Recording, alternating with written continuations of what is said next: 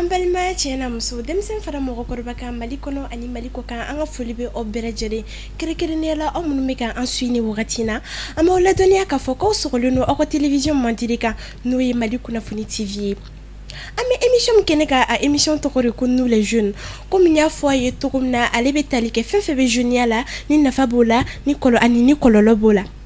don tɛmɛnenw na an da sera sujet dɔ ma n'o ye éducation ye an ye kuma caman fɔ a kɔnɔna na ne bolo aw ye faamuyali caman sɔrɔ a la bi an da bɛna se sujet wɛrɛ ma no a bɛ siran kun bɔ a bɛ kamanagan kun bɔ ale tɛ dɔwɛrɛ ye an jeunes ka excitant consommer ko de kan bon excitant ni ko excitant a ka ca bi an bɛna an base drogue de kan ka d'a kan n'i y'a jateminɛ an ka sigidaw kɔnɔ bi jeunes minnu bɛ nin waleya ninnu de kɛ a ka ca alors que comme n y'a fɔ ye cogo min na an jeunes de siniɲɛsigi ye walasa ka an dɛmɛ nin thème in étudier la jeune fila b'an bolo yan ani an ka mɔgɔkɔrɔba kelen bon a ko k'a tɛ mɔgɔkɔrɔba ye bon comme a ka kɔrɔ n'a ye et tout donc u bɛna an dɛmɛ nin thème in kɔnɔna la sani an ka kuma di u ma an b'aw ladɔnniya k'a fɔ k'an bɛ tila ka taa tour cɛ ACI kɔnɔna la gɛrɛn dɔ bɛ yen ko Kɔlɔnbi an n'olu bɛ taa baro dɔɔni kɛ baro min na aw ni anw an bɛɛ bɛ an ka tata ta kɔnɔna la bon komi an b'an ka so halisa an bɛ kuma di an ka mɔgɔkɔrɔba ma a b'a yɛrɛ présenter aw la dɔɔni. Ok, n ka foli b'aw bɛɛ lajɛlen ye y'aw ni ce a' ni baraji ka weleli fana la ne tɔgɔ ye Marija Ɲare bon je suis agent commercial actuellement. Faamuyali sɔrɔla o la an ka jeunes aw ka kow ka ɲi aw pɛrɛnnen don a t'a datugu an na dɛ an lafiyalen a dɔn donc aw b'aw yɛrɛ présenter an ka mɔgɔw la. Merci beaucoup. De rien. Bon, moi, je m'appelle Ousmane Kaketa. Bon, moi, je suis élève au lycée El Moussa. Okay. Bon, moi, c'est Abdoulaye Dameli, LMK, un artiste rappeur-acteur. Il y a Djaraï. Faamuyali sɔrɔla o la aw yɛrɛ aw déplacé o diyara an ye kosɛbɛ bon depuis ça non an b'a fɔ ka gɛlɛya bamanankan a y'a faamuya donc voilà. Komi n ye thème fɔ aw ɲɛna ka ban bi an bɛna kuma an jeunes ka excitant consommer de kan komi n y'a fɔ an lajɛlikɛ jamaw ye excitant ka ca nka an bɛna base mun kan o ye drogue a y'a faamuya donc an ka mɔgɔkɔrɔba an bɛ segin ka na sani an ka don sujet yɛrɛ kɔnɔna la fɔlɔ n'i bɛ se k'i hakilinata di fɔlɔ nin waleya in kan. Bon ne ko n ka hakilinata di nin waleya in kan n b'a fɔ nin waleya ɲumanba ye mun taara aw yɛrɛ fɛ Mali kunnafoni fɛ ka se ka lada Mali ani diɲɛ jeunesse bɛɛ lajɛlen tulo kan parce que ni maa min ɲɛ bɛ excitant ninnu e bɛ k'a fɔ cogoya minnu na surtout a drogulama ninnu consommer ninnu na a bɛ se ka kɔlɔlɔ mun lase adamaden ma o de ka ca ka se a bɛ nafa min lase adamaden ma bon n'a ma ɲɛ a ye nin ta ka nin kɛ hakilina ye ka se ka na kan ka bi ka se ka kuma kan bi donc ko ala k'an da kɛ da kunnandiw ye tulo kunnandiw fana k'a mɛn donc a ka se ka yɛlɛmaba don jeunesse ka taabolo la a ka se ka yɛlɛma don kosɛbɛ bɛɛ lajɛlen k'i ta sɔrɔ a la yalasa jamana ani diɲɛ yɛrɛ bɛɛ lajɛlen bɛ se ka bɔ jeunes ninnu ma cogo min na. Faamuyali sɔrɔla o la an ka jeunes aw sɔnna an ka mɔgɔkɔrɔba ka kuma walima n'a sɔrɔ aw yɛrɛ hakilinata ye mun ye an jeunes yɛrɛ ka nin waleya in kan. Bon an bolo nin kɔni ni initiative ɲɛnamaba ye parce que an yɛrɛ an jeunes ye bon an yɛrɛ an ɲɛ bɛ kow bɛɛ kɛcogo la kow bɛɛ a bɛɛ bɛ passer an yɛrɛw ɲɛna donc nin initiative in ka ɲi trop bon surtout jeune kunda an jeune damaw an de bɛ ɲɔgɔn faamu bon ni nin émission in sera n'a sera ka propager jeunes bɛɛ ka se k'a ye ne kɔni bolo camanba de bɛ se ka bɔ excitant ta la o ye ne hakilina ye. Faamuyali sɔrɔla o la e dun. Tiɲɛ yɛrɛ la an ka avenir bɛ dara la parce que n'i y'a ta ka jateminɛ an tiɲɛna tiɲɛ yɛrɛ la an tiɲɛna mais an fana nɔ tɛ dɛ an ka tiɲɛ fɔ ɲɔgɔn an nɔ tɛ. An nɔ tɛ ok an balima cɛ n'a muso aw yɛrɛ bɔra kan an ka mɔgɔw ka kuma lamɛn o y'u hakilinata di donc an bɛna segin ka taa an ka mɔgɔkɔrɔba ka yɔrɔ la komi a yɛrɛ y'a tiɲɛni ko kuma fɔ an b'a ɲininka a yɛrɛ bolo mun de nana ni nin tiɲɛni. D'accord, ni ko an ka lajɛ mun nana ni nin tiɲɛni ye facteur caman bɛ a la. A kun fɔlɔ ne b'a ta ka kɛ mun ye fɔlɔ o ye éducation ta fan ye parce que fɛn bɛɛ ju bɛ éducation de la. L'éducation à la base. Si je dis éducation école la tɛ éducation bɔlɔn fɛ fana tɛ éducation so kɔnɔ de don. Bon du kɔnɔ fa ba ani kɔrɔkɛ ni kɔrɔmuso bɛnkɛ ni tɔntɔn bɛɛ lajɛlen jɔyɔrɔ bɛ denmisɛnnin ka éducation na. Donc ni denmisɛnnin ka éducation depuis bas âge n'a tiɲɛna ka ban ko sani ka jigin binyɔrɔ la i bɛ jigin taliyɔrɔ la. Donc an balimakɛ artiste bɔra k'a fɔ cogoya min na tan k'a tiɲɛna ko mɛ ko olu kelen tɛ olu nɔ tɛ effectivement olu nɔ tɛ fana o. Donc ko fan dɔ fɛ mansaw b'u ta sɔrɔ a kɔnɔ fan wɛrɛ fɛ tuguni a tiɲɛni nɔ fana i b'a ye k'a fɔ ko denmisɛnninw fana b'u ta sɔrɔ a kɔnɔ o cogoya kelen na sabula i bɛna ye k'a fɔ ko mɔgɔ i yɛrɛ de b'i yɛrɛ mara. Mɔgɔ dɔ bɛ yen i b'a ye a bɛ bange ka sɔrɔ a fa fatura ou bien o bɛ se ka bange ka tila ka mɔ ka tila ka kɛ mɔgɔ ɲɛnamaba société kɔnɔ tuguni ka nafa lase somɔgɔw ma mais est-ce que a fa la mɔ wa bon n'an ko yɔrɔ na n'an b'a ta k'a kɛ komi masaw nɔ don o mɔna o bangena ka sɔrɔ masa kelen tɛ o a dɔ la yɛrɛ san'a ka se adamadenya a ba fana bɛ se ka fatu mais yɛrɛ bi ma ala ka labanko ɲuman d'an bɛɛ lajɛlen ma ala k'an bɛɛ lajɛlen n'an bɔnnaw kisi ni sugu ma ok donc n'a ma ɲɛ ko nin kɛra tan adamaden yɛrɛ fana n'i bɛ ka kɔrɔbaya ka wagati dɔ ye tu dois être conscient parce que a ko jeune de an b'a fɔ ko denmisɛnnin dɛ bon un jeune normalement tu dois avoir cette conscience là denmisɛnnin tɛ ko dɔn a t'a dɔn nin y'a ɲuman ye nin y'a kini ye nin ye kojugu ye nin ye ko ɲuman ye mais jeune kɔni n'i bɛ ka kɔrɔbaya ka ban tu dois être conscient du danger dont tu cours. Bon pour que ka se k'i rattraper joona k'i bila à l'arrêt e kan ka se k'o fɛɛrɛw tigɛ o dɔw bɛ se ka kɛ jumɛn ye an si ɲɛ tugulen tɛ an bɛɛ b'a dɔn c'est-à-dire un homme tu es le représentant même du chef de famille n'i bɔra k'i jɔ sisan ko ko ni karisa filɛ nin ye karisalakaw ka so karisa filɛ nin ye tan n'i tilennen don i ka ɲi fiyewu ce qui veut dire que i fa jogo o de bɛ ka wele la parce que i b'a ye k'a fɔ o bɛ jogo ɲumanw de don i kɔrɔ ka taa ba fana bɛ ten cogo la o bɛ jogo ɲuman de don mais tuma min bɛ taa jogo kolon ou bien a bɛ cogoya dɔ la i bɛna ye k'a fɔ fa ni ba ma jɔ a jɔyɔrɔ la cogoya dɔ la mais a bɛɛ la hali ni fa ni ba ɲɛna den dɔw bɛ yen olu bɛ se ka tiɲɛ ka sira jugu ta mais a fanba n'an bɛ taa ni majorité fan kɔni ye i bɛna ye k'a fɔ den kɔni i y'i ka famille identité de bon famille fana ko cɛbaga ye jɔn ye c'est le chef de famille qui est là exactement voilà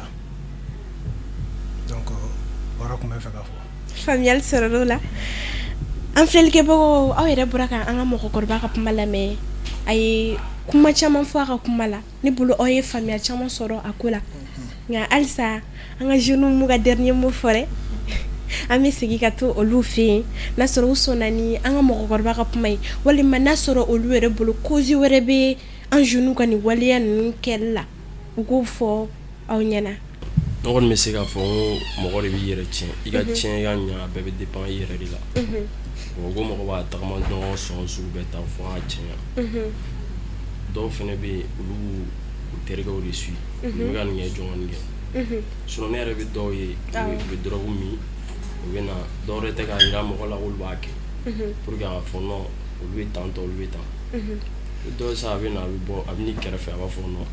cɛ ma me taa nin bi ani ro me taa critère ta mais tiɲɛ yɛrɛ la parents dɔw fɛnɛ nɔrɔ dɔw b'a dɔn u den bɛ nin kɛ u b'u ɲɛ caya même si mɔgɔkɔrɔba dɔ bɛ se k'i kari kɔnɔ a b'i kɔrɔfɔ a bɛ taa fɔ o fɛ yen o bɛ bɔ dɔrɔn parents de b'a fɔ ne den ka ko a ti ɲɛ sira la don ta bɔ ta bon a tant que o bɛ don an kunkolo fɛ a ka gɛlɛn an ka tiɲɛna ɲuman kɛ ka gɛlɛn donc an bɛ se k'a fɔ parents fɛnɛ ka côté o ka bɔ a la jamana gouvernement mɔgɔw fɛnɛ nɔ b'a la n'a taara jateminɛ parce que drogue baden bɛ furakisɛ ni fɛnw a si tɛ dilan mais a bɛ don an ka jamana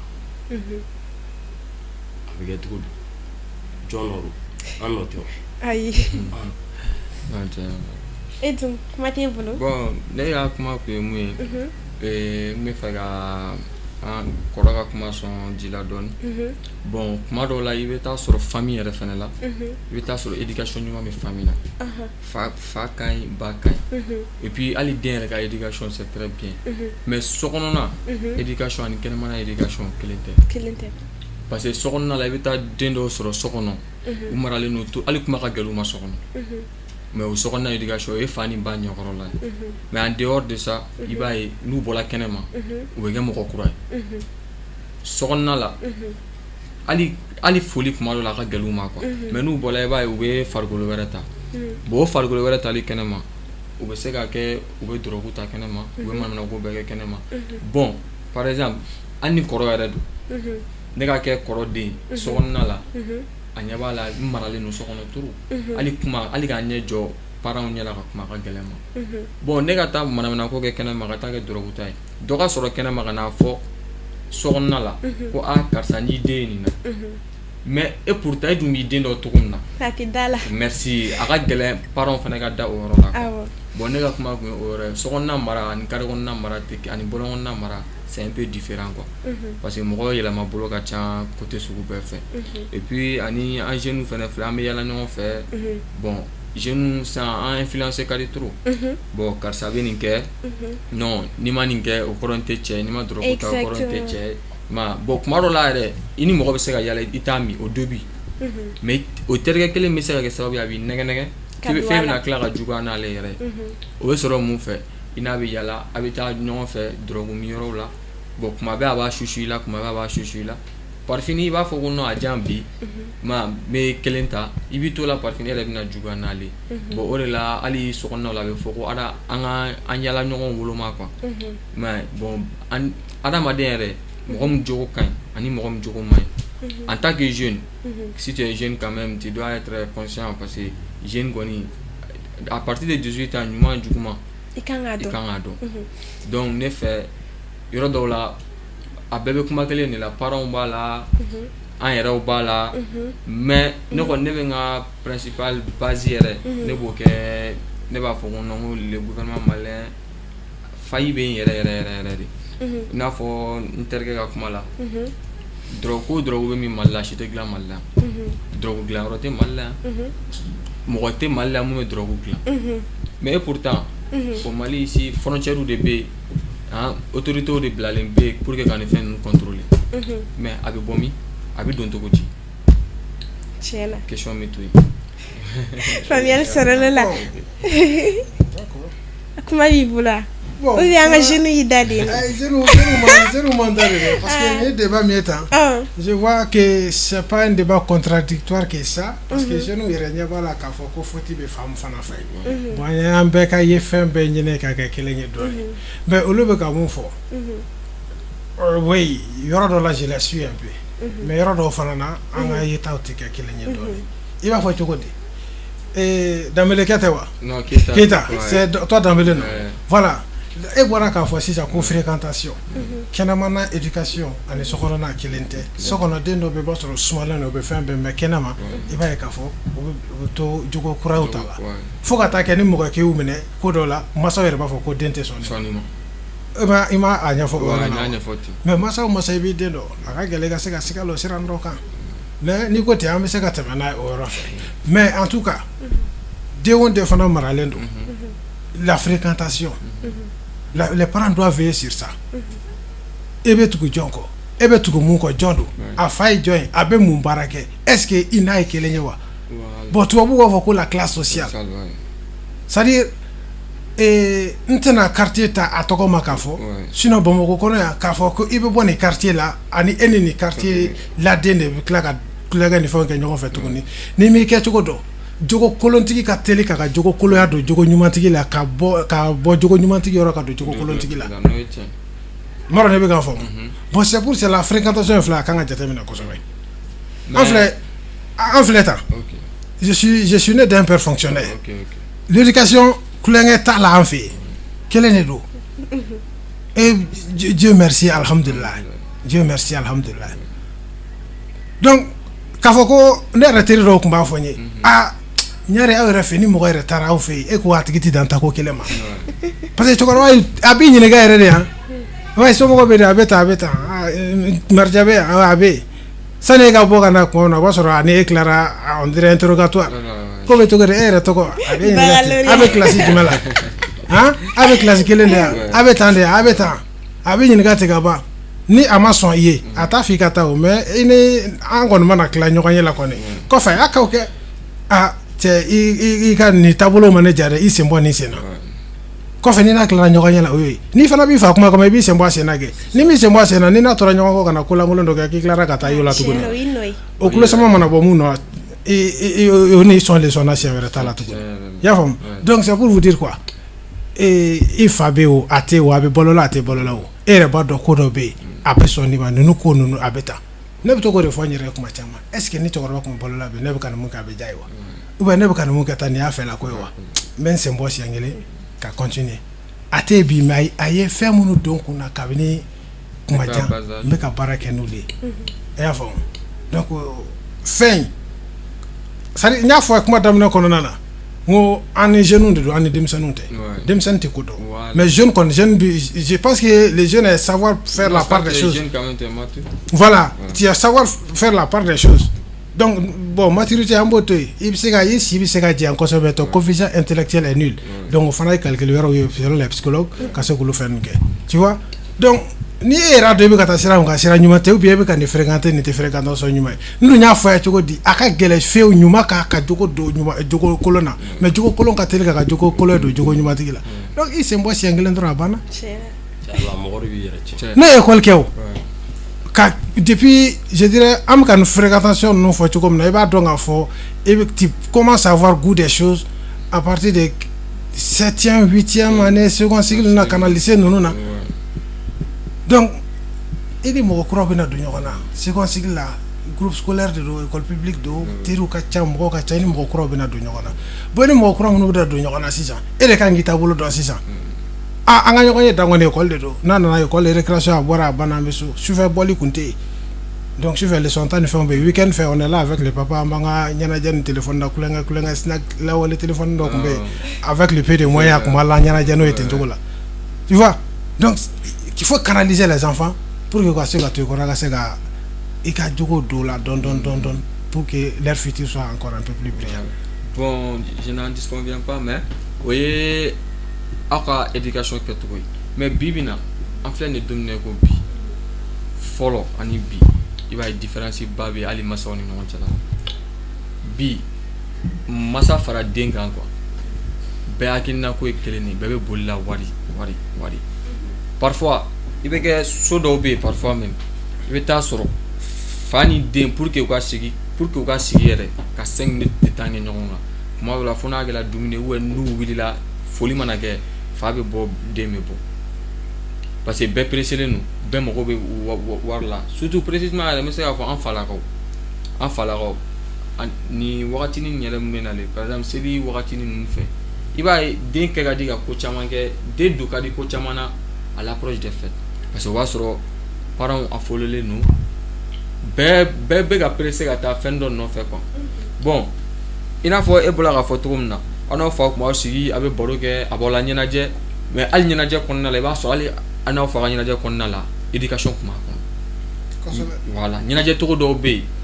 olu tun tɛ sɔn ka kɛ i n'a fɔ mais bibi na surtout an b'an sigi voilà bon bibi na an b'an sigi an ɲɛ b'a la parents n'u denw b'u sigi il y a des feuilletons lajɛ fɛn ninnu bon a base o la de b'a fɔ yɔrɔ dɔ la ni ko yɔrɔ base yɛrɛ n'i y'a ta k'a lajɛ an nɔ belebele b'a la dɛ mais parents fɛnɛ nɔ b'a la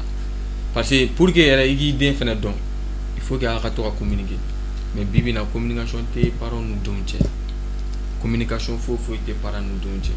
ne bɛ bɔ an bɛ taa an kun fɛ fa bɛ taa ka wari ɲini na ni an ye ka ɲɔgɔn sɔrɔ kuma dɔ la yɛrɛ a du dɔw bɛ une semaine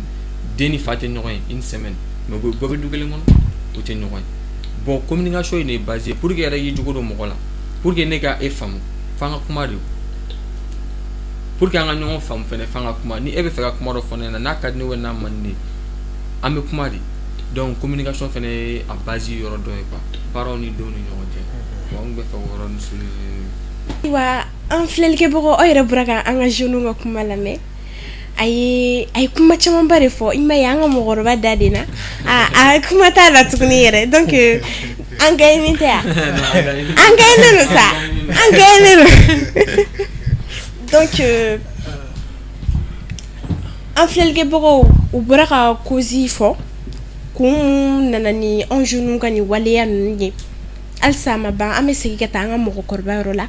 an b'a ɲininka ni an jeunes tora tantɔ ni waleya ninnu na an bɛ kɛ cogo di. D'accord. Bon, n bɛ yɔrɔ dɔ f'i ye fana tu deviens partiel so ne ka jeunes b'a da to an na fana. ayi mais min o tɛ fɔ a. D'accord o tɛ baasi ye i bɛ ka mun fɔ c'est comme kɔlɔlɔ jumɛn bɛ nin taabolo in na. Exactement. O tɛ sa wa. awɔ. An bɛɛ kɔni b'a kalama n'an tora nin cogoya la an b'a dɔn komi an ye kɛ mɔgɔkɔrɔba ye ne b'a dɔn jeunes bɛ sira min kan sira ɲuman tɛ n'u tora tan ne b'a dɔn ko ɲuman tɛna bɔ a kɔnɔ jeunes fana b'a dɔn tuguni o bɛ sira min kan aw yɛrɛ y'a fɔ a cogoya min na tan sira ɲuman tɛ n'aw tora tan fana a bɛna kɛ juguya kojuguba ye kojuguba jumɛn ma kojuguba jamana ma kojuguba aw yɛrɛ ma mɔgɔ si tɛna se ka bɔ aw nu ma ou bien bɛɛ b'a dɔn c'est-à-dire excitant drogue n'i b'a ta n'a commencera ka effet k'i la a b'i bɔ i hakili ma de a b'i bila diɲɛ wɛrɛ de kɔnɔ. Exactement. Bon o diɲɛ wɛrɛ in kɔnɔna e de b'a dɔn minnu bɛ ka tɛmɛ sinon an tɛ o an t'a dɔn mun bɛ se ka tɛmɛ bon c'est-à-dire a b'i ka je dirais a b'i ka réflexion dama tɛmɛ kojugu i bɛna ye k'a fɔ tu seras limité à un certain niveau i bɛna âge sugu dɔ sɔrɔ donc tu peux plus fonctionner cerveau tɛ se ka baara kɛ farisogo bɛ se ka sɛgɛn donc a dun y'a sɔrɔ âge b'i la tu dois compter parmi la population active mais a fanga t'i la bilen k'a kɛ yecogo fɛ mɔgɔ tɛ se ka ko sɛbɛkolama sara i la an b'a ye k'a fɔ ko an ka cɛkɔrɔbaw bɛ yen ko n'u bɛ taa retraite la u bɛ dɔ fara u si kan ou bien u bɛ ɲɛgoya kɛ ko u tɛ jɔyɔrɔ di jeunes ma n tɛ cɛkɔrɔba ye dɛ n ma baara kɛ fonction publique fana na mais n'i fana ye jateminɛ kɛ k'a ye k'a fɔ ko ka jeune ye nin taabolo kan est ce que k'i bɛ se ka na jɔyɔrɔ dɔ d'a ma. a ka gɛlɛn. Un jeune comme ça il peut pas occuper un poste de responsabilité est ce que a bɛ ka mun fɔ yɛrɛ ni maa min bɛ jeune tɛ dɛ chef de famille dɔw b'a a bɛ chef de famille dɔw bɛ accident kɔsɔn muso b'a dɔn den b'a dɔn sigida b'a dɔn mun bɛ ten cogo la mun de bɛ fɔ a denw ma kare kɔnɔ ou bien n'a ye jogo min kɛ dɔrɔn nin tɛ bali mɔgɔ la a yɛrɛ fa bɛ tan malankolon den don ou bien bon kabini o ma kɔrɔ ka kɛɲɛ fɔlɔ o bɛ yen fɔlɔ o bɛ ka kɛ cogo min na tan ko si jugu tɛ foyi bange si jugu kɔ n'i bɛ yiri kɔngɔ kɔnɔ i bɛ yiri tigɛ i b'a daminɛ si sun de la fɔlɔ bon en tant que o fa sugu ma tile den tɔw tɛna se ka tile den tɔw bɛ minɛ jɛgɛ parce que jogo kolo e tɛ se ka tɔ ye jogo kolo la k'a fɔ k'i bɛna bɔ a sira ma jamais donc en tout cas ni an ka changer nin na an bɛɛ nɔyɔrɔ belebeleba bɛ nin ko la Keita kɛ tɛ yan ale bɔra k'a fɔ kuma kɔnɔ ko parents ko temps t'u bolo bɛɛ bɛ bɔ ka taa ko ɲɛɲini kɔfɛ temps tɛ ka denmisɛnninw suit ka denmisɛnninw jateminɛ ne b'a fɔ bɛɛ ye diyaɲɛ de temps in tɛ yen koyi an bɛ taa an b'a kiri an b'a karaba k'a sɔrɔ de n'an y'a karaba k'a sɔrɔ a bɛ sɔrɔ la journée fait combien d'heures 24 heures n'i ka 24 heures k'a diviser ka ɲɛ baara yɔrɔ temps bɛ sɔrɔ i bɛ se ka sport kɛ i bɛ se k'i occuper i ka famille la mais k'a kɛ e tɛ dumuni kɛ n'i ka sokɔnɔmɔgɔ ye e tɛ sigi ka wagatini kɛ e tɛ foyi kɛ e bɛ mun de ka du kunnafoni kan n donna dɔrɔn n bɔra hali donna ka fisa ni ye e ka yeli dan bɛɛ ye i muso ye a nana dumuni sigi i kɔrɔ i ye dumuni kɛ i bɔra ou bien i donna i ye da e t'i ka denw ka foyi kalama mais faut créer un temps i mana na ka bɔ baarayɔrɔ la il faut te donner le maximum quand même malgré que denmansa dɔw bɛ cogoya b'u ye u b'u denw don cours privé la mais il faut encore veiller sur eux. Tu fais comment? E manu ka kayo mina ka to ka lajɛ ka to k'u ka leçon ta ka lajɛ ka to k'u bila ka dɔw réciter ye ka to k'u tester ka question piège dɔw bila u b'a dɔn k'a fɔ tiɲɛ karisa an fa a hakili bɛ n ka kalanko la ou bien a bɛ tan donc siɲɛ wɛrɛ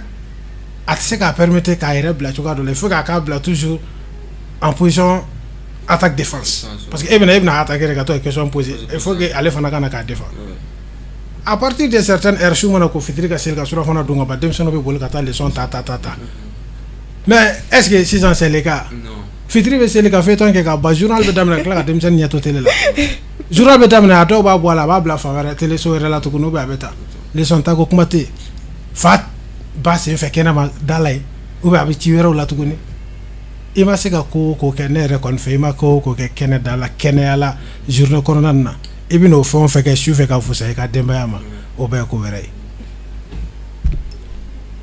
faamuyali sɔrɔ la i ka kuma la ayiwa an filɛlikɛbagaw aw yɛrɛ bɔra ka an ka mɔgɔkɔrɔba ka kuma lamɛn a ye kuma caman fɔ a ka kuma kɔnɔna la a ye welewelekan de kɛ aw denmansaw ma aw ka temps créer ka consacrer an denmisɛnninw na walasa ka anw ka diɲɛlatigɛ taabolo lajɛ dɔɔni ayiwa an ka jeunes aw yɛrɛ bɔra ka an ka mɔgɔkɔrɔba ka kuma lamɛn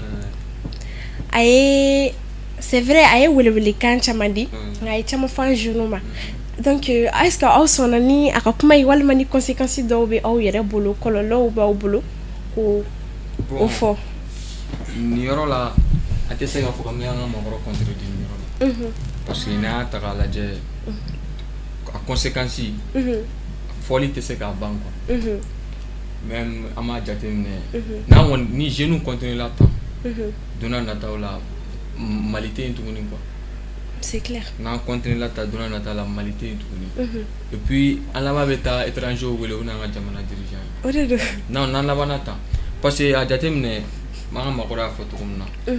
mɔgɔ minnu bɛ drogue consommer genre depuis bɛ drogue yɛrɛ min tu es inconscient d'abord depuis b'a min ko tu es inconscient bon ala y'a jateminɛ fagali minnu bɛ ka kɛ moto suɲɛ minnu bɛ ka kɛ genre a bɛ drogue bɛ ka cause baden de ka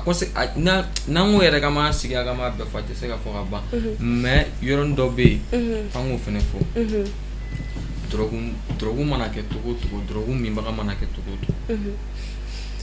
genre a yɔrɔ la quoi drogue kuma yɛrɛ mana fɔ an mo i b'a dɔn ne tɛ drogue mina ye ne t'a feerebaga ye ne t'a sanbaga ye quoi an mo ne bɛ autorité de quoi en un mot parce que moi je sais très bien yan usine tɛ ko n bɛ drogue dilan a usine tɛ Mali la mun bɛ drogue dilan mais n'a nana n'a ye n'a bɛ ka jeunes détruire u bɛ ka taa fagali a jateminɛ hali kɔsanni na ko ba kɔfɛ attaque dɔ kɛla pharmacie dɔ la u taara ka taa kɛ mɔgɔ faga bi bi in na i tɛ se ka tile kelen ban ka mɛn i tulo la ko k'i t'a mɛn ko Mali la ko dɔ kɛra u bɛ ɲɔgɔn faga ɲɛgoya quoi c'est pas ko guerre ni fɛn ninnu tɛ dɛ mais u bɛ ka ɲɔgɔn faga togo sugu bɛɛ bon ne b'a fɔ drogue de y'a base yɛrɛ parce que a ka gɛlɛ adamaden normal k'i jɔ ka mɔgɔ faga ka muru digi mɔgɔ kɔnɔ ou bien ka bese ta k'a kɛ ka mɔgɔ bugɔ ni drogue tɛ n t'a dɔn adamaden normal bɛ se ka kɛ cogo min na a ka gɛlɛn cogo bon an fɛnɛ ta ne bɛ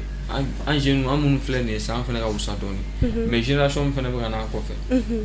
olu de ye problème yɛrɛ non an dɔgɔninw non an yɛrɛ bɛ siran olu ɲɛ depuis a jateminɛ depuis sisan là 11 ans 12 ans 13 ans ils commencent à consommer bon olu bɛna se an âge ma 18 ans ma olu bɛ se 18 ans o kunkolo tiɲɛnen don o b'a sɔrɔ c'est fini il faut que gouvernement de k'a jateminɛ voilà il faut que ne ka welewele kɔni ne b'a lase gouvernement de ma ani Mali autorité parce que an bɛɛ b'a dɔn drogue a fina a jɛla a dilan yɔrɔ tɛ yan a sɛnɛ yɔrɔ tɛ yan a foyi yɔrɔ tɛ yan quoi donc sinon a bɛɛ bɛ bɔ kɔfɛ de a bɛ don an b'a min u tila ka taa u tila merci bon système de don i b'a ye drogue u b'a feere a bɛ don a bɛ feere u mana a minbagaw fɛnɛ minɛ u bɛ t'u datugu bon fɛn min yɛrɛ bɛ ni dabali ban nin ko bɛɛ la je n'ai jamais vu ko policiers deli ka taa ko drogue feerela dɔ minɛ non ma deli ka mais ma deli k'a ye tout le temps i b'a ye mɔgɔ minnu bɛ taa san k'a min u b'olu de kɛ ten olu de bɛ minɛ mais ko k'a fɔ ko Mali autorité bɛɛ yan ko non ko mɔgɔ min t'a dɔn drogue feere yɔrɔ ye yan drogue feere yɔrɔ ye yan o fana tɛ tiɲɛ mais il faut que gouvernement k'a jɔ a place la autorité k'u jɔ o place la et puis jeunes fana ka conscience sɔrɔ k'a dɔn ko fɛn ɲɛnama tɛ donc baara in tɛ se ka kɛ mɔgɔ kelen baara tɛ jamana baara de don quoi ne mo quoi o kun ye ne ka faamuyali sɔrɔ artiste la dɔw yɛrɛ bɛ olu ko nɔgɔ u bɛ drogue minɛ ka a bɔ télé la k'a fɔ k'u b'a jeni k'u t'a jeni k'u bɛ ɲaman de jeni k'u b'a dogo voilà k'u bɛ taa drogue feere et puis ouais bon an m'o bɛɛ mɛn dɔnkiliw la bon n'olu y'a fɔ c'est très très rare au Mali an ka artistes bɛ kuma wa fu ka fɔ ka ca mais an m'a caman ta ka kɛ fu ye i b'a jateminɛ yɔrɔ dɔw fɛnɛ la ni sigi y'a jateminɛ cɛ b'a kɔnɔ bon et puis o yɔrɔnin fɛnɛ m'o yɔrɔ fɛnɛ souligner il faut que artistes fɛnɛ k'a jateminɛ olu lamɛnlen no an filɛ nin domina ko bi ni ye Mali yɛrɛ ta k'a lajɛ jeune kunda bɛɛ bɛ rappeurs de lamɛn artistes de lamɛn bon artistes fɛnɛ k'a jate minɛ u ka fara ka drogue promotion k'u ka musique la o fɛnɛ bɛ ka na ni tiɲɛni belebele de parce que hali dɔnkili lamɛn fɛ a bɛ se ka mɔgɔ influencer k'a don ko la par exemple sa karisa ka di ne b'a ka dɔnkili lamɛn donc karisa bɛ nin de fɔ donc ni karisa bɛ nin fɔ sûrement karisa bɛ nin de kɛ donc fo fɛnɛ ka kɛ karisa donc sûrement i b'o de ta i fɛnɛ b'a fɔ k'i b'a ka chemin suivre hali n'a t'a kɛ mais a bɛ se ka e influencer i b'a kɛ parce que a b'a fɔ a ka dɔnkili dɔrɔn parce que mɔgɔ bɛ ka jɔ musique la musique fɛnɛ fɛn ba ye musique kɛlɛ b'a fɔ messagerie mais musique ye message ye bon o message in passer n'a ma kɛ ɲuman ye donc a fɛnɛ bɛ se ka tiɲɛni ba kɛ donc u k'u hakili to yɔrɔ la an ka artistes u k'u hakili to yɔrɔ la n'u bɛ dɔnkili da drogue promotion ni fɛn ninnu voilà u k'a dabila sinon n'a bɛ fɛ a ka dabila drogue ta ni fɛn min ka dabila f'a ka baara di dugu jeunes ma sinon dadigi kɛlen don anw na an bɛ sala damanda yan na waati tan y'an bɛɛ la don ghetto la ghetto in falen don fantanden de la i m'a ye sini ɲɛsigi jɔyɔrɔ b'an na. Non, Adam. Kuma tanga mɔgɔkɔrɔba da u y'a fɔ fo ka tila ka dɔnkili da la tuguni. Non, Adam. Aga zero bɛ ka kuma mun fɔ tan. C'est à dire i yɛrɛ jalaki quoi l'autocritique. Hein? C'est facile ni ko dɔ kɛra aw fila saba don sisan karisa de nɔ don a kɛra karisa de nɔ don a kɛra mais est ce que ne fana kun ye ne kɛ a kun tɛ ɲɛ est ce que ne kun ye ne kɛ a kun tɛ kisi tiɲɛni ma bɛɛ nɔ bɛ na dɛ dɔ bɛ ɲala dɔ bɛ ɲa cɛlakaw la mais i y'o fɔ i ka kuma kɔnɔ nka e bɛ k'i sinsin yɔrɔ min kan k'i ta kɛ e bɛ k'i sinsin kosɛbɛ gouvernement ka yɔrɔ kan n tɛ gouvernement mɔgɔ ye hein mais je dis toujours il faut savoir faire l'autocritique i ka se k'i yɛrɛ jalaki fɔlɔ a ye artistes ka kuma fɔ artistes jeli ninnu presse mɔgɔw jumɛn tuguni oui les crieurs publics la minnu bɛ tɔmɔni ni fɛn ninnu fɔ bon a ti Bamakɔ yɔrɔ la a bɛ kɛ les écouteurs ninnu filɛ c'est-à-dire olu de bɛ messages véhiculer ou bien bon olu de kan ka kɛ image ɲɛnama ye mɔgɔw ma n'u ye ka se ka taabolo dɔw ta k'o ta ka baaraw kɛ mais n'a fɔra ko a bɛ k'a fɔ cogo min olu yɛrɛ bɛ k'o ta ka se ka jogo kolon dɔw yira mɔgɔw ka kɛ a m'u bɛɛ lajalaki sa mais a bɛ ka artistes de lajalaki dɔnkilidala minnu bɛ bɔ k'a fɔ tan olu fara ninnu bɛɛ lajɛlen ka les hommes de médias olu de kan ka ja ɲuman bɔ pour que chose population jeune fara mɔgɔkɔrɔba kan bɛɛ lajɛlen bɛ se k'o ta cogoya min na ka se ka ɲɛ mais a bɛ ka gouvernement ka yɔrɔ fɔ gouvernement ma jɔ a jɔyɔrɔ la o politique mɔgɔ dɔ y'a kuma fɔ n tɛna tɔgɔ fɔ k'a la a ko fɛn dɔ bɛ yen ko an bɛ ka jɔ o la k'an tɛ k'o kɛlɛ ko mais k'u ka jugu ni fɛn ninnu bɛɛ lajɛlen on parle de l'impunité au Mali on parle de l'injustice au Mali d'inégalité sociale au Mali on parle de la corruption au Mali mais an bɛ ka nin bɛɛ fɔ an da tɛ ka maga fɛn dɔ la mais tant que n'an ma drogue ko in kɛlɛ drogue ko in n'an m'a kɛlɛ foyi tɛ se ka ban cogo ye ninnu na a y'a fɔ a y'a ka dalilu di à l'appui mais su ni tile don o don an bɛ k'a nɔ ye tuguni hali sisan population yɔrɔ bi yɔrɔ la a tɛ ku i la 22h30 23h hali fitiri kuma dɔ la k'a sɔrɔ i ma se i se yɔrɔ la ni sera bandiw b'i jigi popomaniw bɛ yen i b'a minɛ k'u to cogo di u b'a sɔrɔ t'u taabolo de ma ou bien mun de bɛ k'a las'u ma drogue o ye drogue de ta k'o b'o cogo la ka se k'a kɛ nin cogo la ka ni manamana ko ninnu kɛ tan i bɔra ka pharmacie ya ta kɛ min fɔ tan o n'a ɲɔgɔnna caman wɛrɛw b'a la tuguni o si kɛnɛma t'a kɛ o n ko b'u taabolo de kan ka sɔrɔ k'a kɛ cogoya min na mais en tant que an ma nin kɛlɛ an bɛ taa min gouvernement kan ka jɔ a jɔyɔrɔ la o yɔrɔ la mais an fana kan k'a lajɛ dɛ an kan k'a lajɛ gouvernement tɛ ka baara d'a ma gouvernement tɛ ka se ka nin kɛ tan chômage bɛ yen nin bɛ yen cɛ mɔgɔ tɛ ka diplôme baara kɛ dɛ i bɛ diplôme dɔ sɔrɔ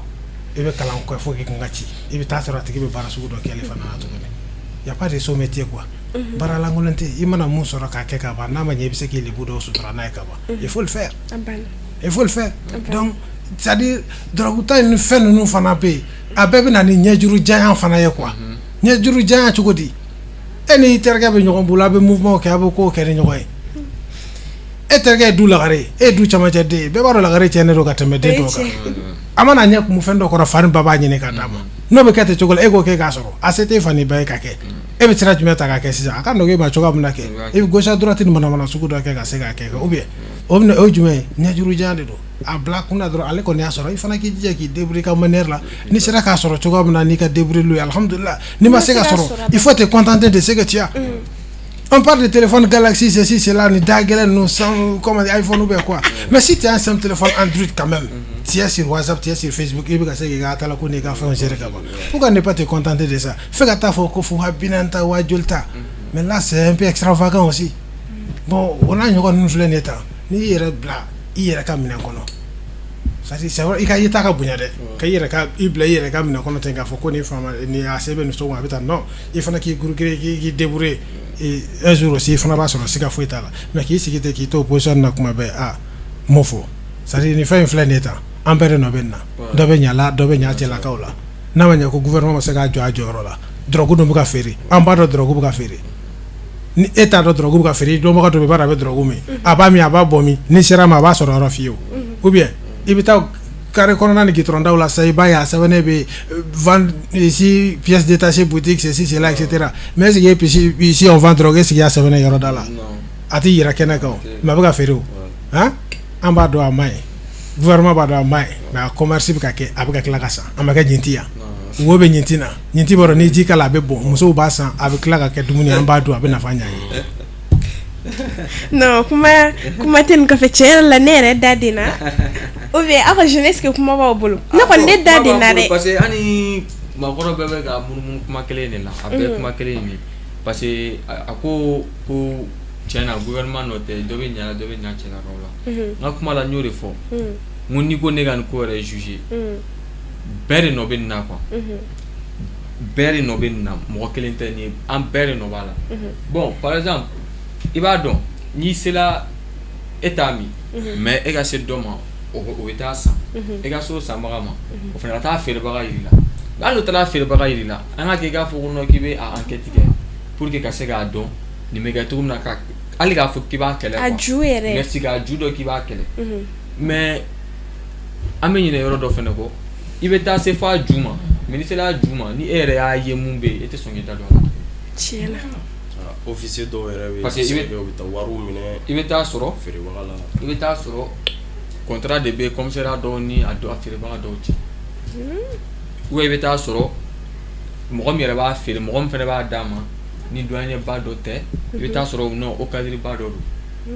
donc ite se amana ci togo ite se ka ko gibi te ga ko inkisa donc là ne va faire a fam belebele ba ne bo da gouvernement mais ben no wala na fam belebele ba no ne bo da mal autorité parce que to ba rouge ne va fam familial sera lola et aywa en flel ke bogo obraka an mo ga pambala me ne bolo kuma werete ni kofe we a bere fo ne reda de na ere ma émission in keneka bon émission sera kuncema rola donc ame kuma di anga mogoma na soro solution do bubulu ugala se awma anga taka anga mogo korba ka yora la folo les ba ni solution sur les causes ambe se ga do de fo ala parce que comme ambe ka kuma accident ka mu ye drogue femme do fere fende do abe sande donc negela de fana do a consommer baga fana fait negela do femme a blamadi a kelama no ambe fle negela do bana ne ko negela te jere la ne ko ne ko blabi avec gele a consommer pour avec gele am la cinéma ne ko munu fana negela tarake a fin sinan ne ko ka bla ba e ka fo abna gele o fana fa fait mais ambe ko la ko no kwade ni ko be ka do anga jamana kono drogo be ka do anga jamana kono na ma boka chun sans fait fio fa be ka do duguma sira na avion sira sans fait sira o fait ni gouvernement e joa joro la abna se ka dangarke o lo ko no na ko sobe na duna na te kasa affaire bago o tina sira were fana boto ko ne wa o consommateur oui ni consommateur fana ya la je ka se ka unyati ka bone ko inga abana parce que comme ambe kuma kunchema yorola note ne ba fo occupation balia fana bi ni ko intia ko jugo si la population ni bolom le robe dola ou encore ni kalambe ataboloma e occuper le dola kuma be est-ce qu'il na transfert ka dire ma ka fe bi ni blan siran bala jelen ka enya bi fala enya bi bala mari densie ka baye gele asugo ni senga do ko e ba e ti debure ka nyanye ni ka nyanye na te ka nyanye soro tu vas te soulager avec ces drogues là. Donc a dun bɛna kɛ kɔlɔlɔ ye e ma tuguni taabolo de don n'i m'a sɔrɔ dɔrɔn a tɛna se ka kɛ lafiya yɔrɔ ye. Bon o yɔrɔ ninnu na an kɔni b'a ɲini vraiment gouvernement fɛ hali bi a ka se ka basigi kɛ jamana in kɔnɔ denmisɛnninw ka baarako an ka baarako a k'olu jateminɛ donc kalanko fana a ka hakili to o yɔrɔ nin na kosɛbɛ donc ne fɛ olu bɛ se ka kɛ solution dɔw ye minnu bɛ se ka a ko nɔgɔya. Faamuyali sɔrɔla la an ka jeunes solution dɔ b'aw bolo. Bon ni ka ko solution makɔrɔ ka kuma don ni fɛn a solution ko k'a fɔ ko solution jɔnjɔn b'a la a ka gɛlɛn quoi parce que ko in tɛ mɔgɔ kelen ko tɛ et puis jamana de don et puis negela de fɛnɛ don. Bon ni ko ne ka solution yɛrɛ fɔ a la ne kɔni bɛ solution bon ne bolo solution kelen b'a la o ye de fo a bɛ na cogo min na k'o de bali k'a don togo k'o bali n'o sera ka bali sisan donc e mago bɛ fɛn dɔ la n'i tɛ k'a sɔrɔ k'a san donc obligé i b'a ye k'a to yen. O ye tiɲɛ. O ye diyagoya de donc a donni n'o sera ka bali sisan i b'a ye ni mun kɔni tɔ n'a fɔ an filɛ nin wagati min na sisan u b'a fɔ ko bɔn k'a donni jɔ la a tɛ ka don tuguni bon mun bɛ yan sisan ka yala k'o fana minɛ et puis jeunes fana de kan ka conscience sɔrɔ k'a dɔn ko nin ko in tɛ ko ɲɛnama ye donc jeunes de kan ka dɔn fana ko drogue filɛ a bɛ n tiɲɛ nin nafa foyi t'a la nin a bɛ adamaden détruire quoi donc i kan ka dɔn de non ɲɛfɛ avenir dɔ de b'i ɲɛ i kan ka ko dɔ de kɛ ɲɛfɛ n'o y'i ka avenir ye donc n'i y'o don bɔgɔ la déjà fa jigi tɛna k'i kan ba jigi tɛna k'i kan i bɛna kɛ déchet de ye dans la société donc jeunes de kan ka dɔn ka conscience sɔrɔ ko n tɛ ko ɲɛnama ye ka fɛn kɛ k'a to bon ne bolo o de ye solution ye parce que ko solution bɛ jeunes yɛrɛ de bolo a minbagaw ko solution bɛ minbagaw de bolo n'olu sera ka min jɔ ka conscience sɔrɔ donc i b'a ye a bɛ se ka dɔɔni bɛ bɔ effet fana la quoi. Faamuyali sɔrɔla la e dun. Bon comme u yɛrɛ y'a bɛɛ fɔ ka ban an dugawu dɔrɔn de Ala k'an dɛmɛ an dɔgɔninw an kɔrɔw an yɛrɛ minnu b'a min n'u bɛ siri u b'a bila tiɲɛ yɛrɛ la a ka gɛlɛn ne k'a bila la a ka gɛlɛn mais dɔɔni u b'a essayer u b'a bila a man ɲi nafa foyi t'a la tiɲɛ fɔ ɲɔgɔn. Faamuyali sɔrɔla la ayiwa an filɛlikɛ jama ni an selen émission in kuncɛyɔrɔ la ayiwa an lajɛlikɛ jamaw aw yɛrɛ bɔra ka an ka mɔgɔw ka kuma lamɛn u ye kuma caman fɔ u ka kuma la nka u ka solution na u ye welewelekan bila gouvernement ma u ye welewelekan bila an jeunes ma walasa ni drogue ko in dankari bɛ se ka k'a la cogo min na ni ne kun ye aw ka émission mandi n'o ye nous les jeunes an b'a fɔ k'aw k'an bɛn a ɲɔgɔnna wɛrɛ la.